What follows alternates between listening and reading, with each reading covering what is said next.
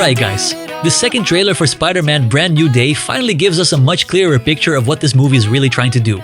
But honestly, the most interesting thing here is not just Hulk, Punisher, Scorpion, The Hand, or even the mystery around Sadie Sink's character. The biggest thing in this trailer is actually Peter Parker himself. Because this time Spider-Man is not only fighting enemies in New York, he's also fighting something that is happening inside his own body. And if we look back at the ending of Spider-Man No Way Home, this actually makes perfect sense. After Doctor Strange's spell, everyone forgot who Peter Parker was. MJ forgot him, Ned forgot him, the entire world forgot him. But the world did not forget Spider-Man. So Peter lost his personal life, but the responsibility of being Spider-Man stayed with him. And in a way, that means Peter's life has been reduced to one thing: being Spider-Man every single day. Marvel's official setup also points in that direction. Peter is now living alone in New York, operating as Spider-Man full-time, and his body is starting to go through a physical evolution that could threaten his existence. And that is why Brand New Day does not feel like just a nice title about a fresh start. It feels more like a complete reset. Peter is no longer the kid who had Tony Stark watching over him. He is no longer the teenager who had Ned, MJ, and Aunt May as his emotional anchor. Now, he is truly alone. And because he's alone, his body seems to be reacting. In the trailer, we see several strong signs. Peter's eyes turn completely black. His webs appear to come directly from his body, and some lines in the trailer clearly suggest that something inside Peter is changing beyond his control. Now, of course, this is where a lot of fans immediately jump to the symbiote theory. And honestly, that makes sense. Because when we talk about Spider-Man becoming stronger, more aggressive, and possibly losing control, our minds naturally go straight to the black suit or Venom. We already saw that with Tobey Maguire's Spider-Man.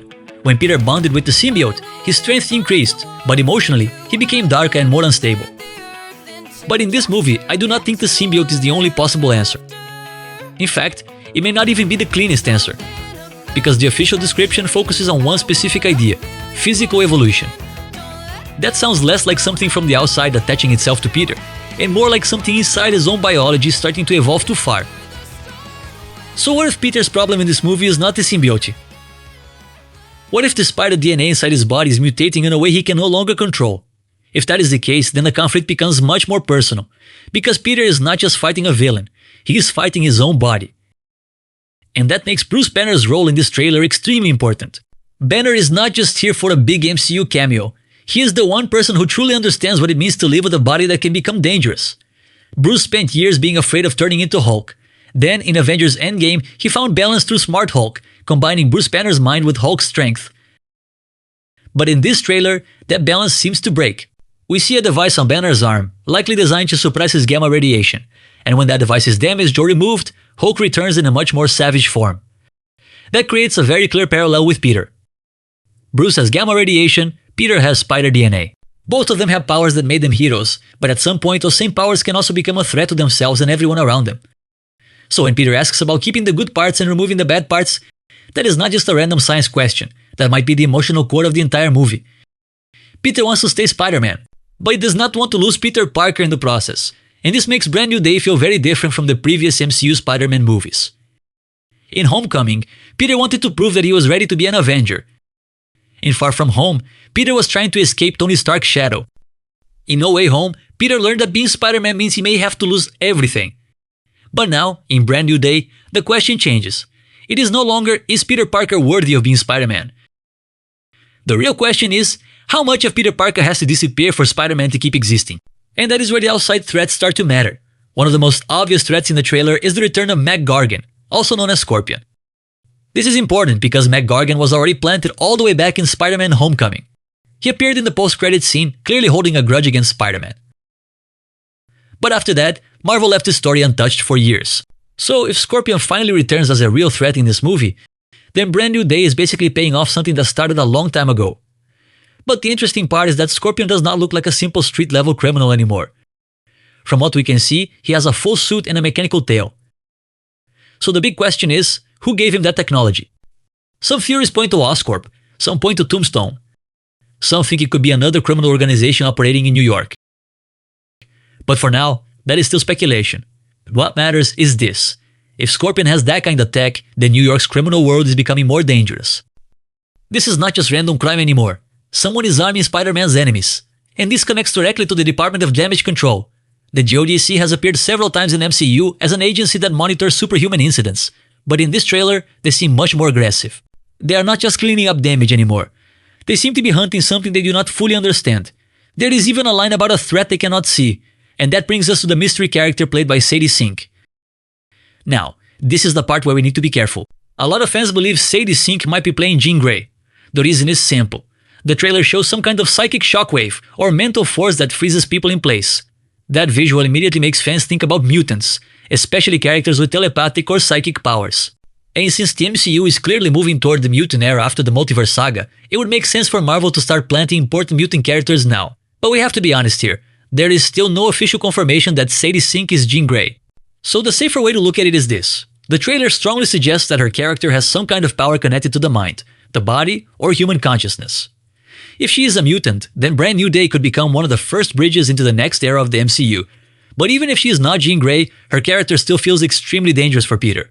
Because it looks like she may know who he really is. And that is a massive problem. After No Way Home, MJ does not remember Peter. Ned does not remember Peter. The world does not remember Peter. But if there is a character who can enter people's minds, read memories, or access someone's consciousness, then Doctor Strange's spell may not be enough to protect Peter anymore. That is a really interesting idea, because the spell made people forget Peter Parker, but it does not necessarily mean Peter is completely safe from someone who can reach into the mind directly. And if MJ gets pulled into this conflict again, Peter will face the same painful dilemma from the end of No Way Home. He chose to stay away from MJ and Ned to keep them safe. But now, danger is still coming for them. So maybe Peter's sacrifice did not truly solve the problem. Maybe it only delayed the pain. And then we have Frank Castle, also known as the Punisher. His appearance in a Spider-Man movie is not just fan service. At least it should not be. Because Punisher creates a very interesting moral contrast for Spider-Man. Spider-Man is the kind of hero who tries to save everyone. Even when he fights criminals, he usually tries to stop them, not destroy them. Frank Castle is completely different. When he sees a threat, he removes it permanently. So if Peter is becoming stronger, more unstable, and more emotionally exhausted, then Punisher could become a very dangerous mirror for him. Frank Castle represents the path Peter must never take. Because if Peter loses control, if his anger starts making decisions for him, he could become something much scarier than Spider-Man. That means Bruce Banner and Frank Castle may represent two different lessons for Peter. Bruce shows what it means to fight for control over a dangerous body. Frank shows what happens when grief turns into violence without limits. And Peter is stuck between those two examples. On top of that, the trailer also brings in the Hand. This is very interesting because the Hand is closely connected to Daredevil's corner of the Marvel Universe. If the Hand plays a major role here, then Brand New Day may be moving Spider-Man back into a more street-level world. And honestly, that is what a lot of fans wanted after No Way Home. Because No Way Home was massive. It dealt with the multiverse, 3 Spider-Man, villains from other universes, and huge emotional consequences. So for the next Spider-Man movie, many fans wanted the story to return to New York. More crime, more street-level threats, more personal stakes. And based on this trailer, it looks like the movie is trying to combine both sides. We have Scorpion, Punisher, The Hand, Damage Control, and a mysterious powered character in New York. So the story feels more grounded, but the scale still feels big. That is exactly where Spider-Man works best. He is at his strongest when the story gives him two things at the same time. A major threat to the city and a personal problem that destroys Peter Parker from the inside. And in this trailer, that personal problem is clearly MJ. Peter meets MJ again, but things are not the same anymore. To Peter, MJ is someone he loved, someone who knew him, someone who once stood by him when everything collapsed. But to MJ, Peter may just be a stranger. That makes every scene between them more painful, because Peter remembers everything, MJ does not. Peter carries the full weight of their history. MJ does not even know there is a history to remember. And if Peter brings MJ back into his life to protect her, the question becomes complicated. Is Peter really saving MJ? Or is part of him still unable to let go? That could become one of the strongest emotional conflicts in the movie, because the question is not only whether MJ will remember him again. The deeper question is whether Peter has the right to enter her life again after choosing to erase himself from it. And that is why Aunt May's voice in the trailer hits hard. Her message reminds Peter that the people who love him for who he is. But that is the tragedy. Who still knows Peter Parker for who he really is? Almost no one. The world only sees Spider-Man. The city sees him as a symbol. Damage Control may see him as a threat. His enemies see him as a target. But Peter Parker, the human being behind the mask, is almost gone. And maybe that is the real meaning of Brand New Day. It is not just a happy new beginning. It is a new beginning that forces Peter to rebuild his entire life from zero. No Aunt May, no Tony Stark, no Ned, no MJ, and maybe no full control over his own body.